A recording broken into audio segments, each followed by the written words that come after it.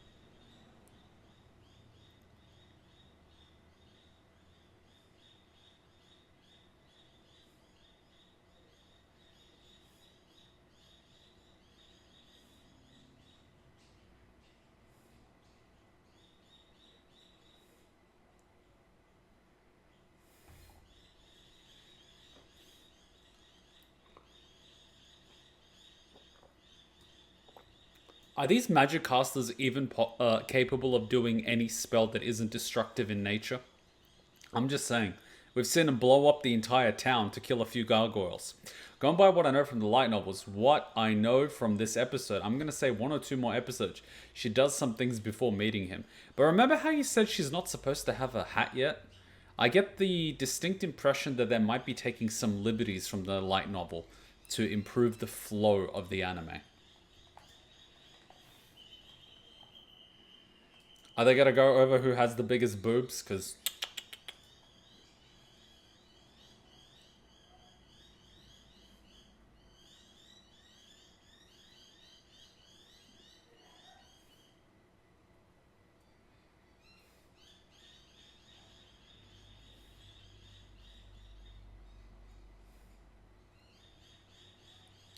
Ooh!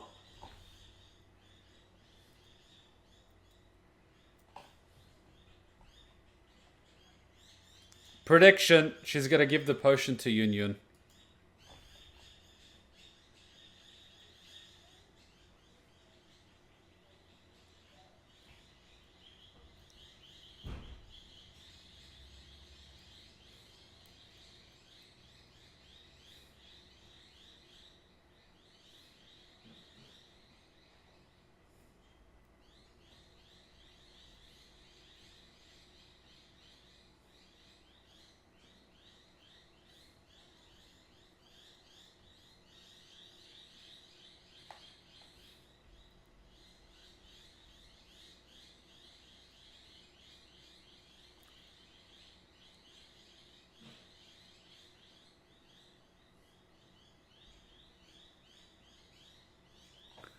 I was half expecting her to give her the damn potion.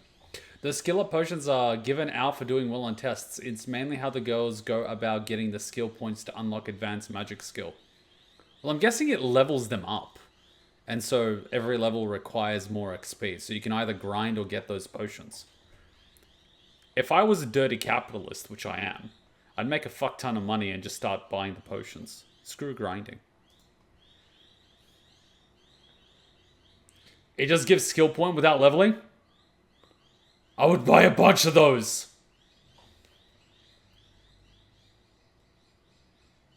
The potions themselves are hard to make. Manya. And expensive. Manya. Oh my god, they're eating the rabbit from ReZero. That technically means they're eating... I forgot his name.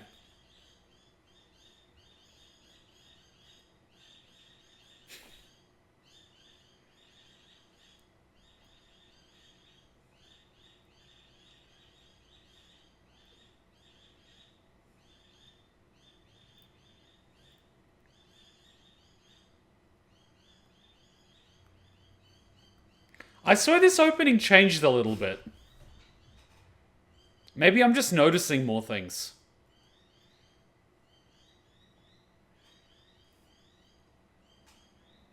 Isn't that just replacing one grind with another? Eventually you can automate it.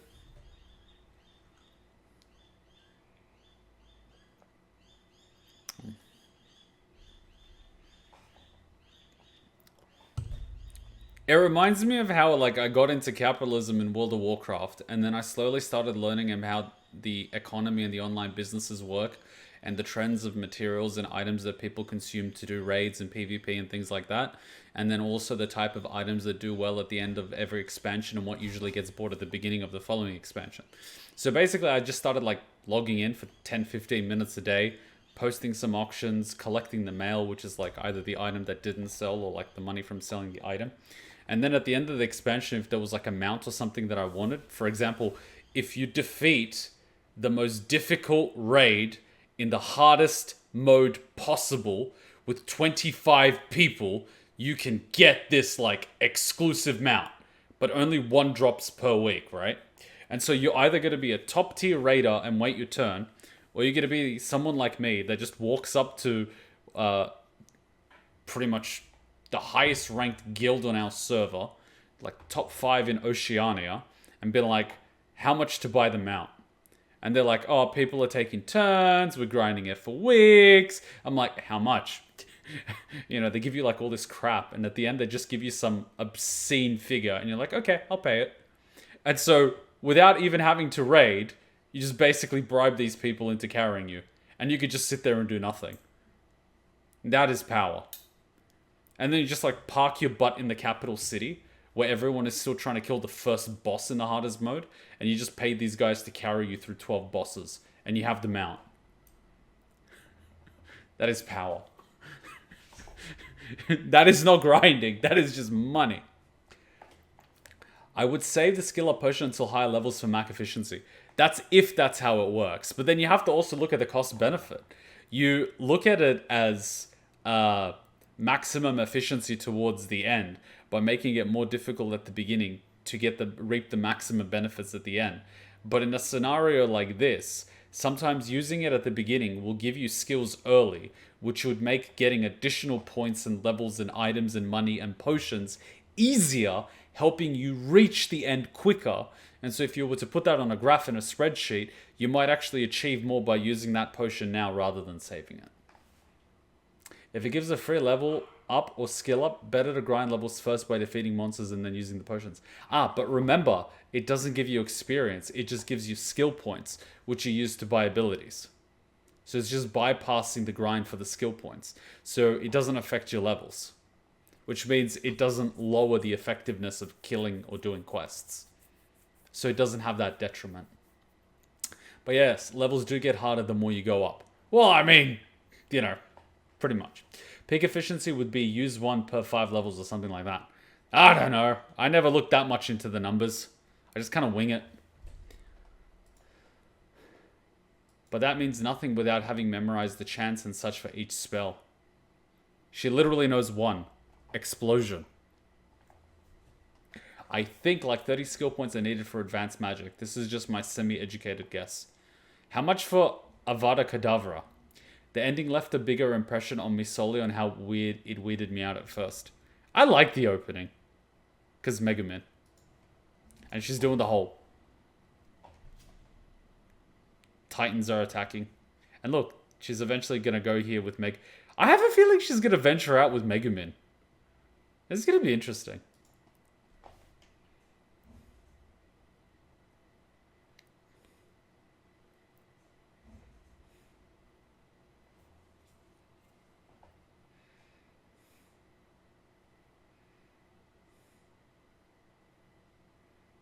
Wait.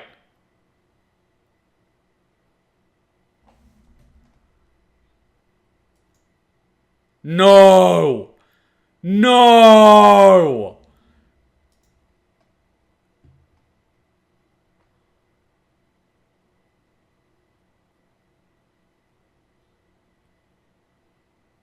You know, she got like Darkness's armor, right?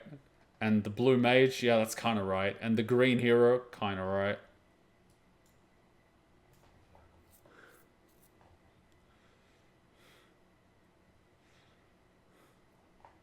What should be the big sword guy? I mean... Ugh, that would end horribly.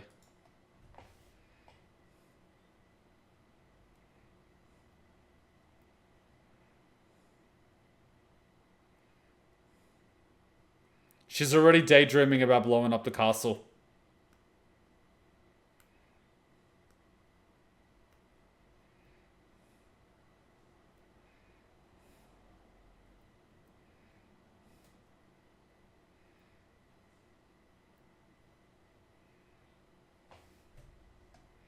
Yep, she's definitely getting into the whole advanced magic thing.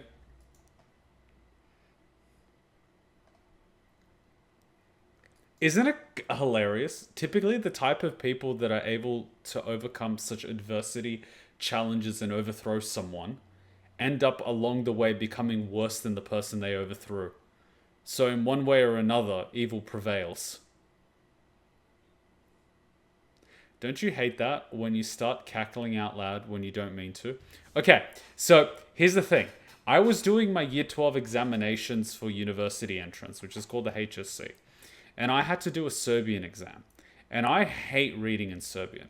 But there was this one part in the exam where you basically had to read this story and you had to like do an extended response. But it was some basic crap. Like it was a scenario, right? I don't remember what it was. But I remember I thought of something funny in my head, and then my imagination took over, and I started laughing, and I couldn't stop laughing. So there I am, and the examination was like in this massive hall on the top floor of a building with several hundred students taking it. And there I am on my desk, freaking laughing uncontrollably, while everyone is dead silent and probably going through a mental breakdown. And I'm just sitting there laughing. The room echoed, didn't it? Oh yeah. And then, like, there was a girl next to me on the right. I remember who she was because the entire time she was looking at me like, what the fuck? And I remember, like, I stopped laughing for a second, but then I couldn't stop laughing again because my imagination kept taking over. I just kept imagining this really stupid scenario. And so, like, one of the teachers came up, let me go outside, and I finished laughing. I was like, are you okay? I'm like, I just imagined a really funny scenario on this extended response. Because it was some basic thing, like, you were traveling overseas and like you came back and you got stopped by immigration and you lost someone that was with you and you need to get help. And I imagined some stupid scenario like I was with someone from overseas that didn't speak English, but I had a fight with them while I was overseas, so I didn't really want to come back to Australia with them. And then I came up with this ingenious plan to just lie to immigration so I wouldn't have to bail them out of the situation. And because they didn't speak English, they'll probably get deported back to overseas or something. Like something stupid like that, right? And so I was just laughing like an idiot because, you know, I'm an idiot. I just realized a moment of you two who probably disliked this episode. Now I'm sad.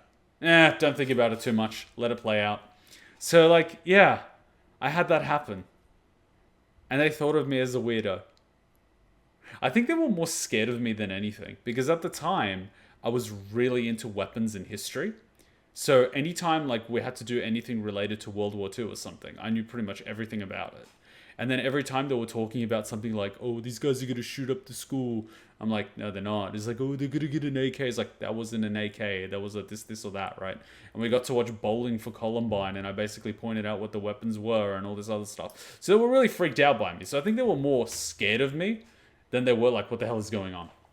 A Serb suddenly bursting out in uncontrollable laughter? Yeah, pretty much. I mean, you can't spell slaughter without laughter. So that's probably what they were afraid of.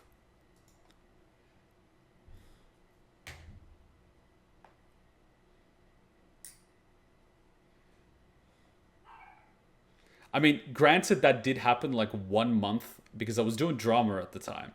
And I did like this monologue. I think we were doing the seven deadly sins or something. And I did a monologue as three of the deadly sins. And one of the personas was actually Lucifer.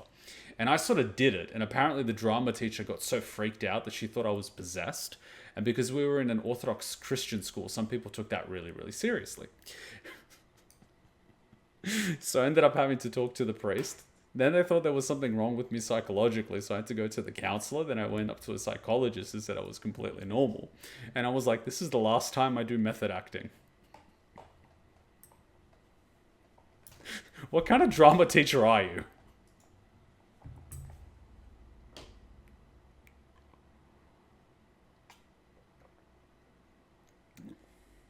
They thought you finally snapped. Wait, they had you play the Deadly Sins? Well, we pretty much had to do as one of the assignments, we had to act something. And I thought it would be fun to do something related to the Deadly Sins. So I found some play or something that had the Deadly Sins in them. But because we didn't have enough people, I had to do multiple roles. And I was like, fuck it, I can do that. And so I just had different personas for different Deadly Sins. And I basically made Pride Lucifer because, you know, Lucifer, Pride, get it? And so they got really freaked out by it. I'll take that as a compliment. I must have done really well.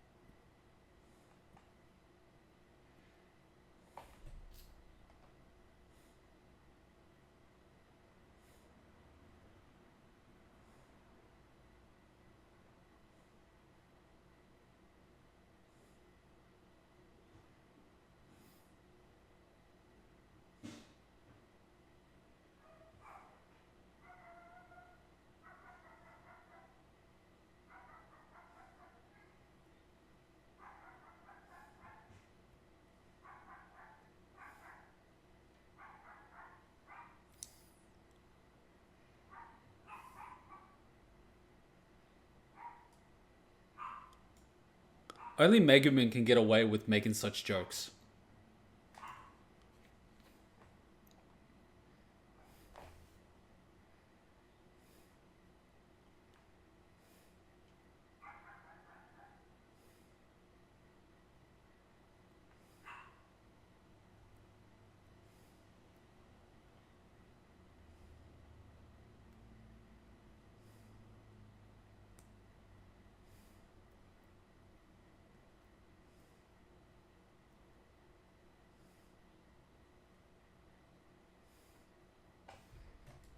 Could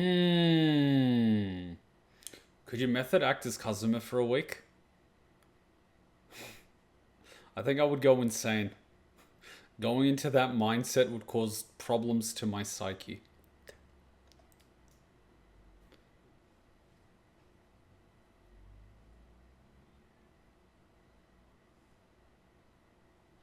I mean, if someone's asking for medicine with money, buy the medicine, don't give the money. And if they start acting sus about the medicine, you know it's not the medicine they want.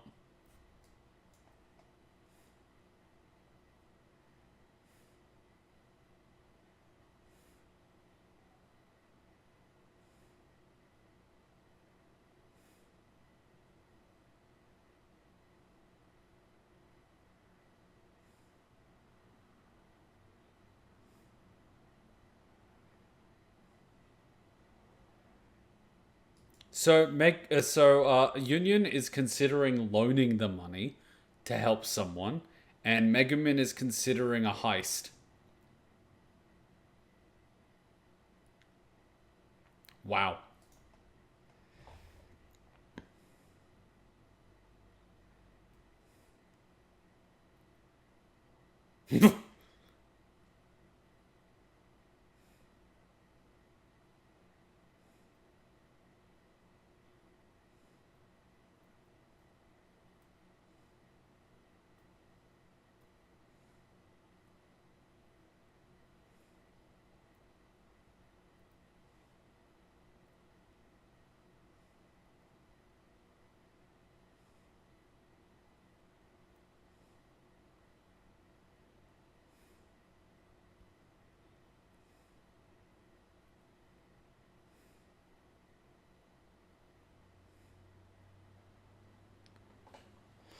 Oh,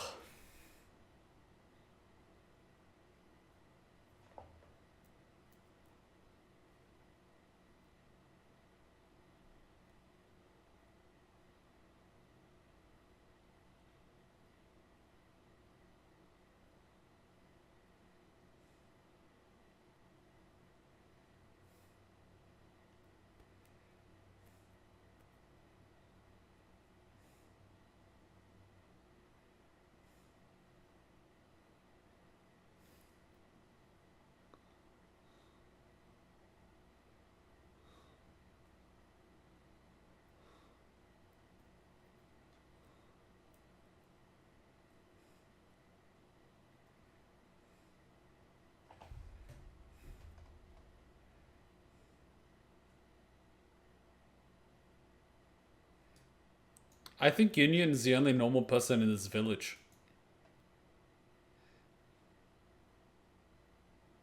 Wait, what?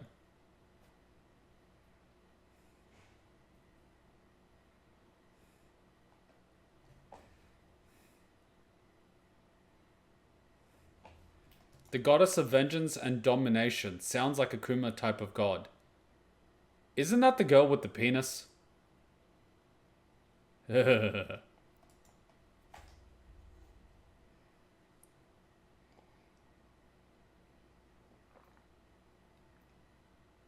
Which is why she's an outcast in the village? No, that was just a chimera. Oh god.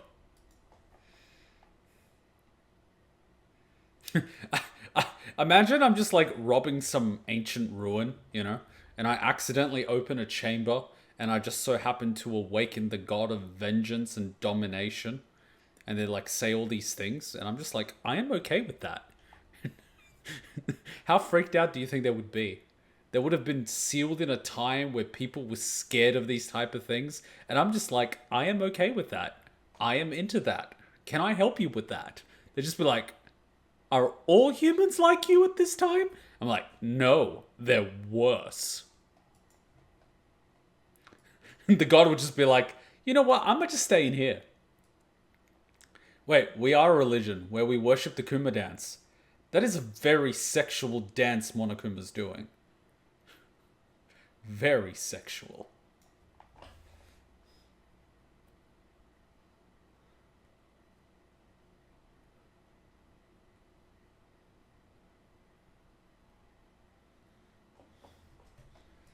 I was listening to a bunch of podcasts from a bunch of people that are sort of good with money, but they also spoke to some different lottery winners. And what they found was if someone wins the lotto, typically they, with the best of intentions, want to help their family and friends out.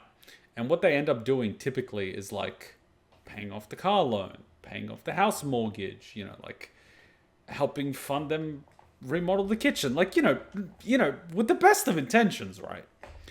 But what they end up finding out is that after you do that, the friends or relatives end up just getting more debt, as in more than they originally had, because now they've got the expectation that you'll bail them out again.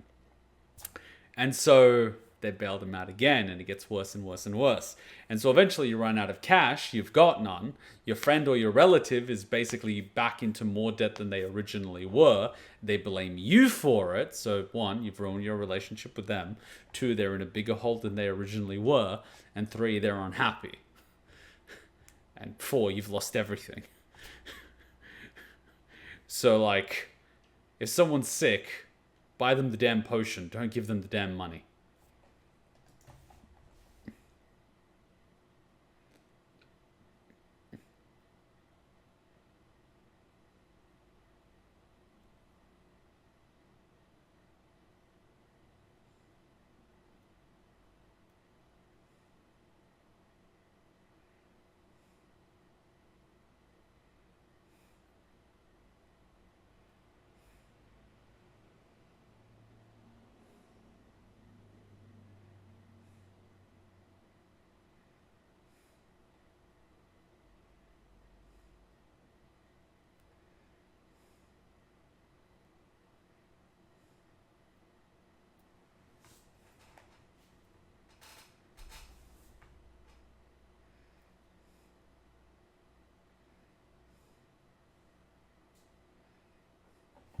Did she just pull an Ichigo? No, she just pulled a hollow Ichigo when he grabs the sword by the hilt and starts swinging it around.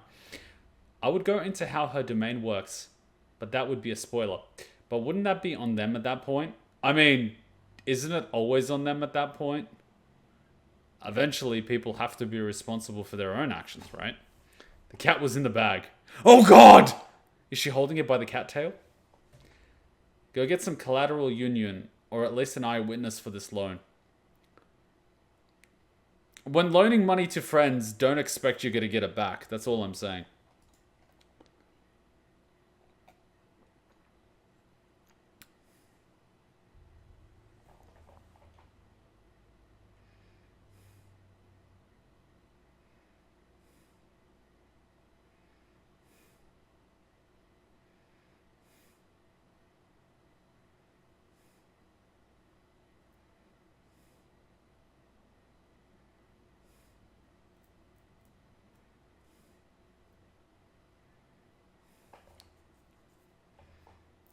Oh god!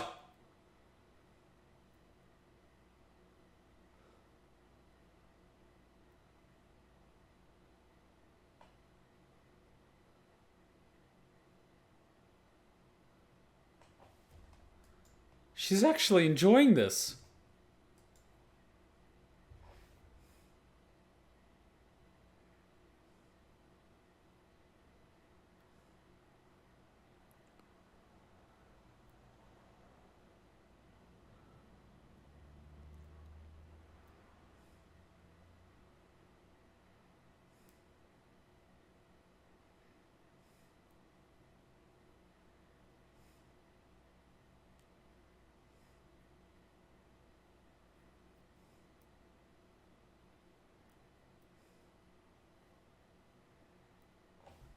I love how it's got an onion on its back.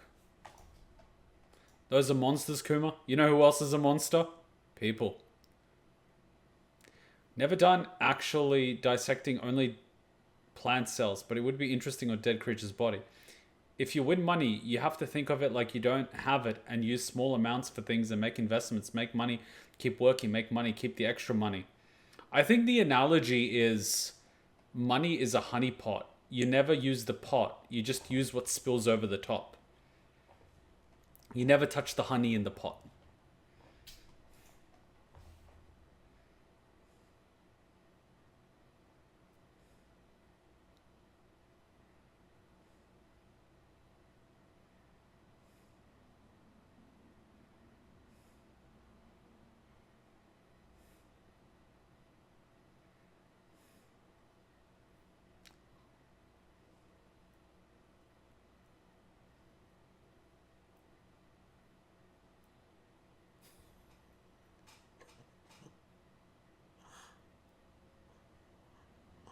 Holy shit, she's dark!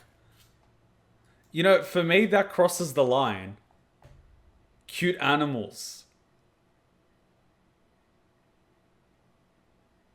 For me, that crosses the line.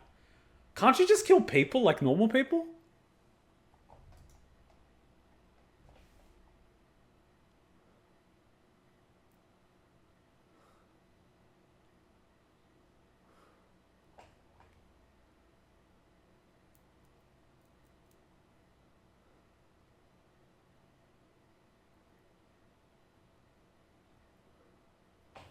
See, she has the right idea.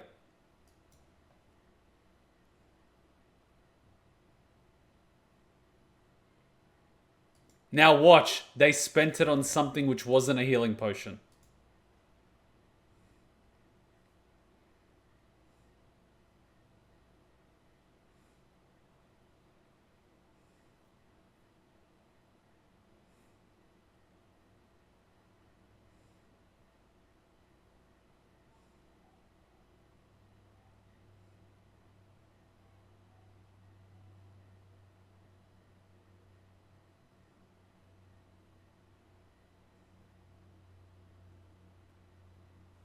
I like her, but I don't like that she killed the duck. I would have been okay if she killed a person, though.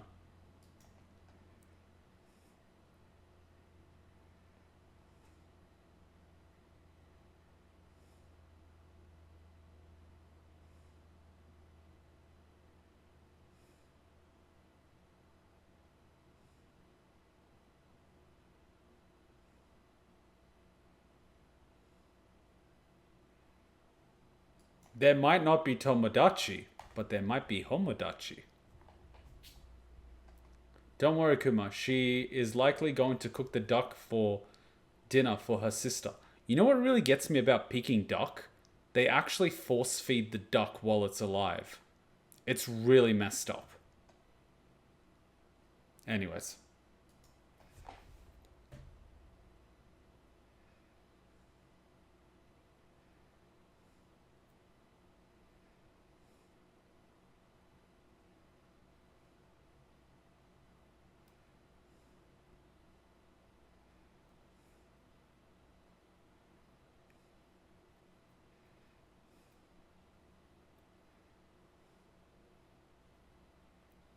Poor duck.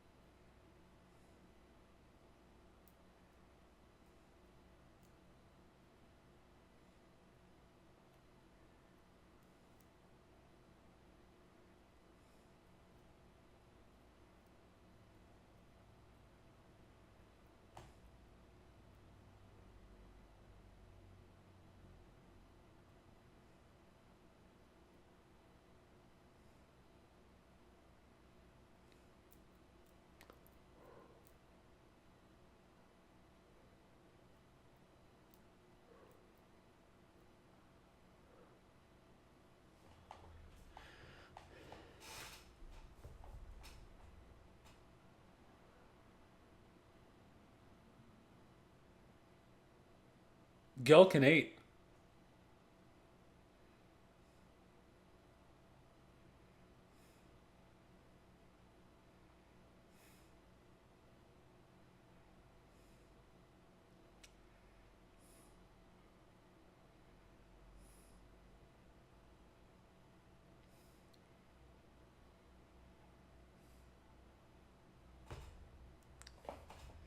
Wait, so if in this world all you need to do is kill monsters in order to level up, what's stopping her from just going into the forest and decimating everything?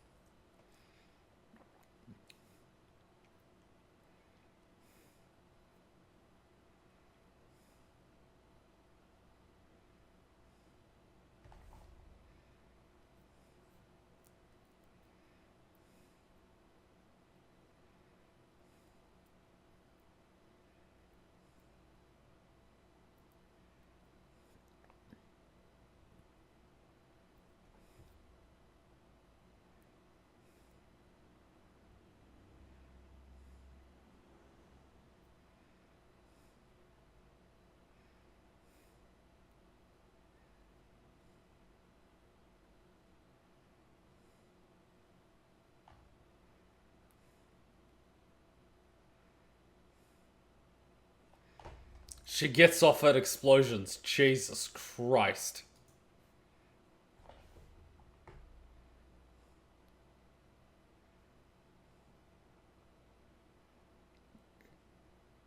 Wow.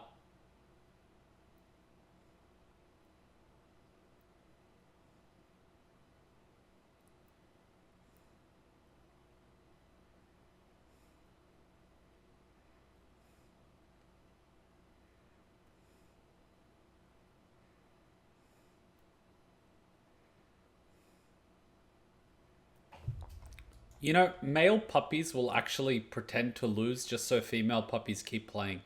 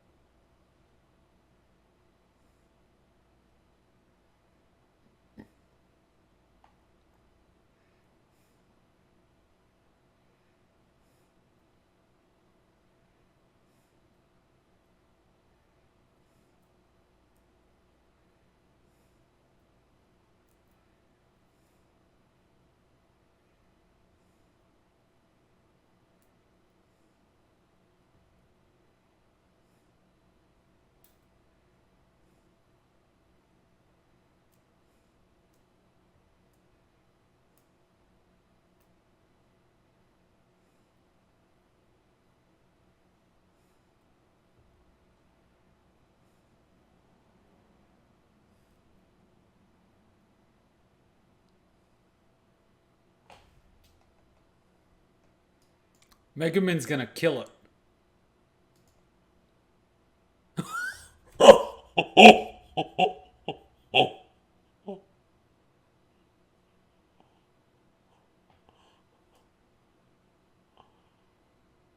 What the shit? It's literally a Pokemon. It's a Farfetch'd. Hey, Megumin, how about that for XP? Jesus, it's actually dead.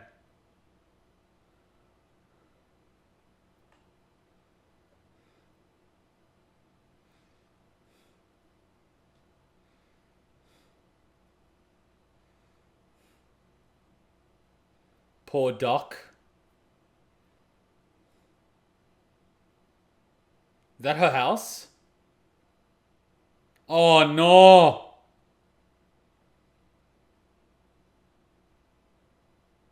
Well, she's not dead because we see her in the anime. Wow, the poor duck. Oh my god. I could never do that to like a duck. Like, I bear no ill will toward the duck. You know what I mean? One thing that hasn't been shown is that in between her first explosion and starting school, Megumin actually spent her days watching the mage cast explosion. She saw it cast so many times, she had memorized how it's used and actually improved the chant. I would kill the duck for food if I'm really hungry. I remember I was editing something and we were talking about religion and how if the world was created, imagine how animals were created. It's like, I will create chickens. They are a lean source of meat. They create eggs, which are also edible. And, they breed like crazy. And then floods are a thing. And it's like, oh, I know what I'll do. I'll make a chicken that floats. Thus, ducks are born. Insane, right? Because in some places where there's flooding, they don't have chickens, they have ducks. Ducks float. It's insane. I've never had duck or other weird things. I'll stick to cow, chicken, shrimp. I've had duck. I've had duck. And I know that the skin can be crispy and the meat can be sort of like a chewy, fattier version of chicken. But it never blew my mind, Everyone was like, oh, you gotta eat Peking duck. You gotta have duck. You gotta have roast duck. And I was like, okay, I'll have some, right? And I was like, is that it? Because it was hyped up so much that I was sort of disappointed,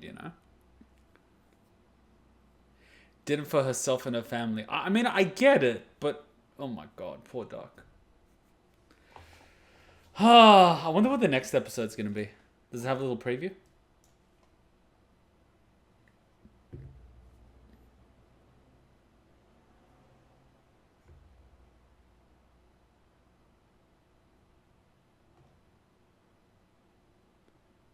Oh, she's gonna cast the first explosion.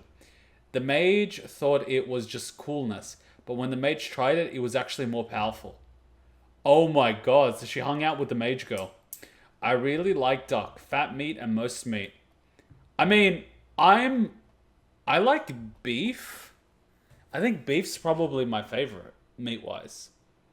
I've had pork. Okay, so pork on the spit that's warm, that's still warm, is really nice, especially with the crispy skin. Amazing. Beef, though, is consistently easy to make nice. Whether it be like steak, hamburgers, different parts. Chicken, I eat because it's lean. Or when I cook curry or something. Or fried chicken, because that's awesome. I'm not crazy about lamb. I don't dislike the flavor, but for the amount of calories because of the fat, it's not worth it in my mind. And duck is kind of like fatty chicken. How would you feel if she killed that rabbit trapped in ice? I had a rabbit and he was an asshole. So, I love animals, but if the rabbit's an asshole, I don't care. But I felt sorry for the rabbit. I do think we will see her first explosion next week, which will be great. Yay! Megumin pops her cherry live on TV. Yay! I'm gonna call the episode Megumin's first time. Fun fact about rabbit: it will lure people in with its cuteness before goring them with its horn. After ReZero, it does not surprise me. I have trust issues with rabbits now. I don't trust them. Do you like meat soup? I know meat soup is probably a healthier way to eat meat. I'm not gonna lie, I've never actually cooked soup with meat. I know it's super simple. You just get a pot, boiling water, stock, and you put meat and vegetables, right? It's not rocket science, but I don't do it. I just grill it. You always remember the first time you cast an explosion spell. Mate, you always remember your first time for a lot of things. And some you can't forget. Fun fact about the rabbit's red. Cool. On top of the chat. Alright. As always, fun episode. Killing that second Duxion gave Megumin enough points to get explosion, but you didn't have time to realize that. Probably. Those damn ducks are OP. Some reason I like meat, fish, and chicken soup because it seems soft and delicious. I don't actually like cooked fish. I like raw fish. I don't like cooked fish. Crazy, huh? I'm just not into it. I can taste the flavor. It's just not my type of flavor. But that's probably also on a genetic level because my ancestors are from the mountain area of Yugoslavia. And you're not going to find many fish in the mountains. So I'm built for harsh terrain that's cold and no fish. And you basically have to battle animals to eat their flesh. So I love meat. I love it. I love it. I'm like a bear. Duxion are actually farmed. I think you need a license to do so, though. At least I think so. Well, if you could farm them and you keep breeding them, you have food and you have XP. I think that's why they would want to control it because you wouldn't want someone getting that powerful. Raw fish is good. I don't know you will like to eat tilapia fish. They're considered poor man food. I would try anything, and I sort of dislike people that dislike food based on how other people rank it. I never look at it this way. I just try the food. I love trying different food. I love it. I love the experience. That's what I love about weddings. I get exposed to authentic food from different places. I just love it. How do I feel about sushi? I love sushi. Hutchin's going to make some sushi for dinner. It's going to be awesome. I was cutting up the salmon before I came to the stream. I picked up some while I was in the city today. I love it. I like the nigiri in Japan a lot more. Like, here's the thing. This is going to blow your minds, right?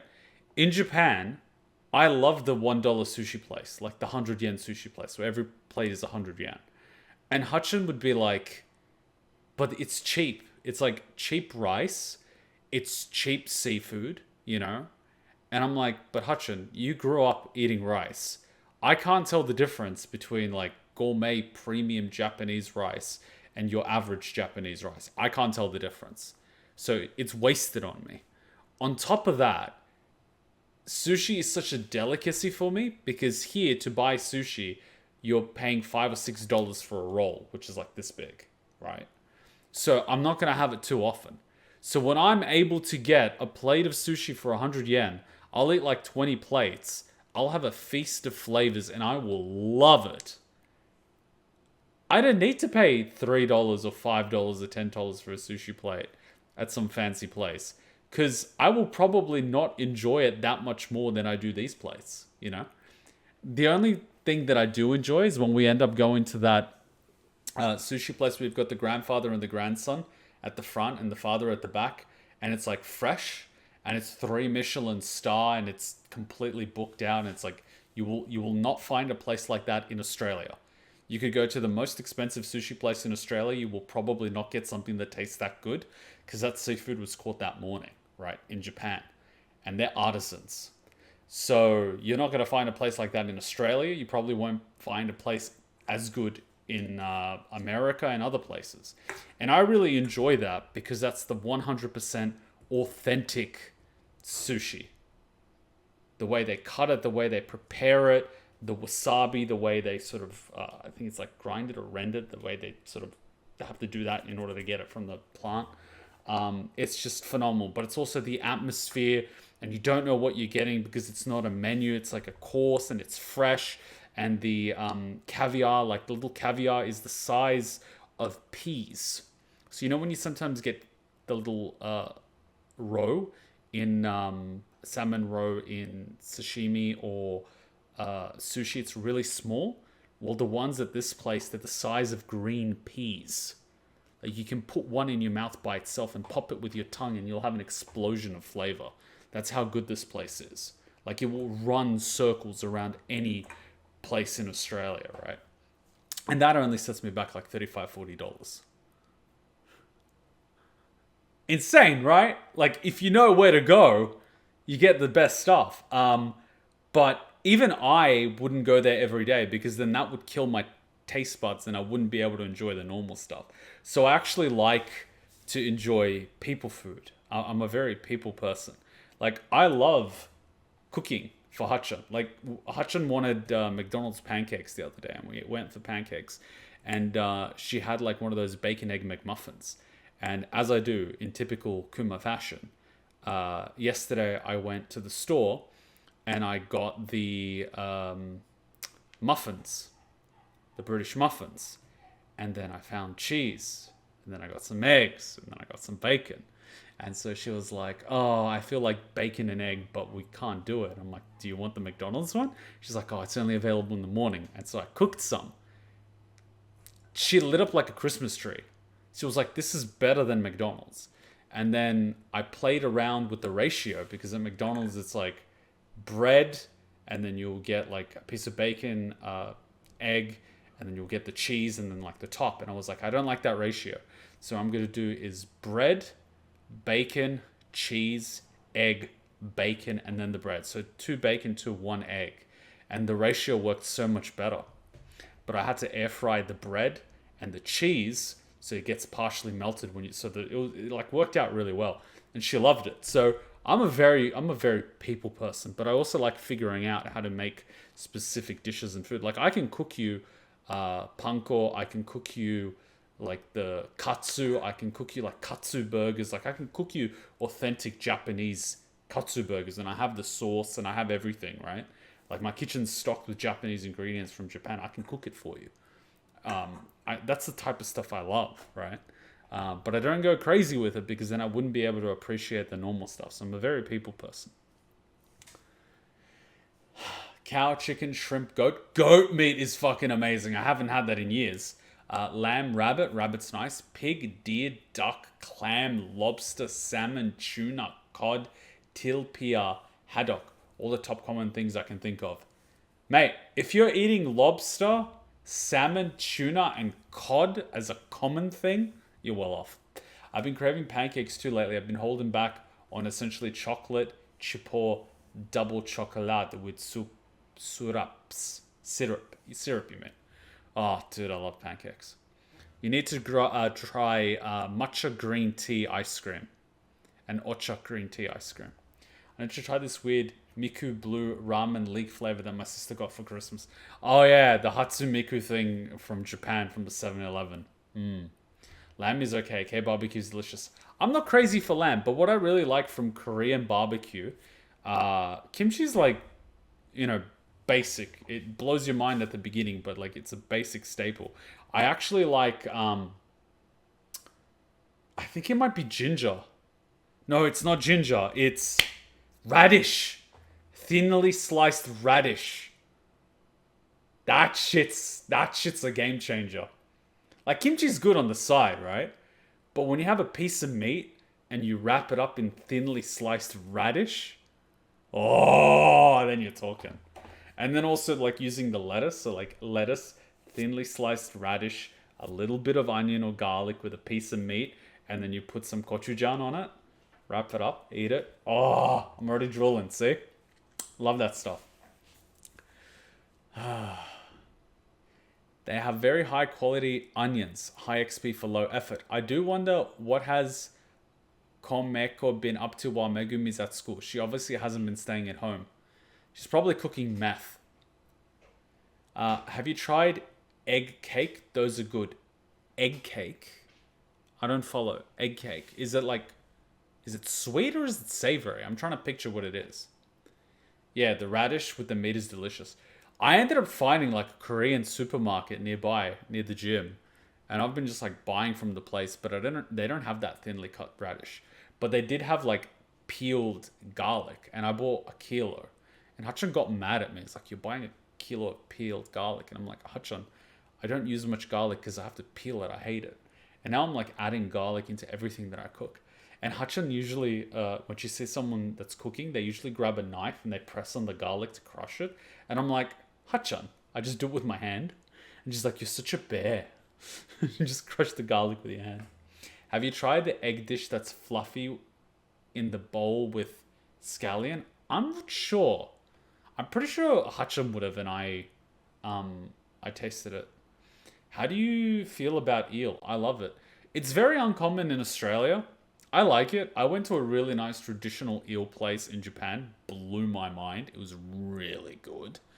But you have like average eel here at a barbecue place. I sort of like it. I like it because it's sort of fatty and it's different. Yeah.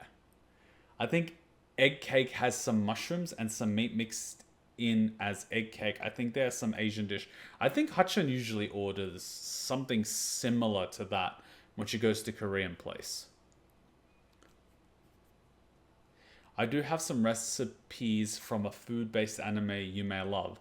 I can probably find them for you, although we probably can't watch the source on Twitch. Oh, right. Was that Food Wars that you guys were talking about? Where people probably have orgasmic reactions to food? I probably have oh my god, see, I'm already drooling. I love food. I love food. You may not have noticed that I love food. I would probably have orgasmic reactions to food.